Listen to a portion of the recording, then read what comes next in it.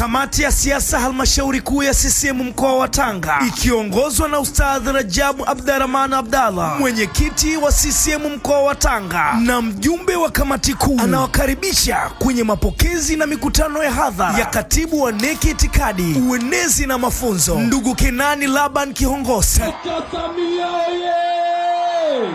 Tarehe 11 mwezi wa 7 ni Handeni, eneo la Mkata. Tarehe 12 mwezi wa 7 tutakutana Korogwe, eneo ni Mombo. Na ninasimama kwa heshima na unyenyekevu mkubwa sana kuwaeleza kwamba daima nitakuwa ni yule msikivu, ninayeshaurika, mwenye upendo na kuheshimu wote, wakubwa kwa wadogo. Tarehe 13 mwezi wa 7 mwaka 2026 tutafunga Tanga mjini pale uwanja wa Lamore. Katika ziara hiyo atawasalimia mabalozi, kwani heshima na msingi wa chama ni mabalozi. Atakagua miradi ya chama na serikali, na kubwa zaidi atasikiliza na kutatua kero za wananchi papo hapo. Yote haya ni katika kuimarisha chama na kukagua utekelezaji wa ilani ya CCM ndani ya mkoa wa Tanga. Usipange kukosa.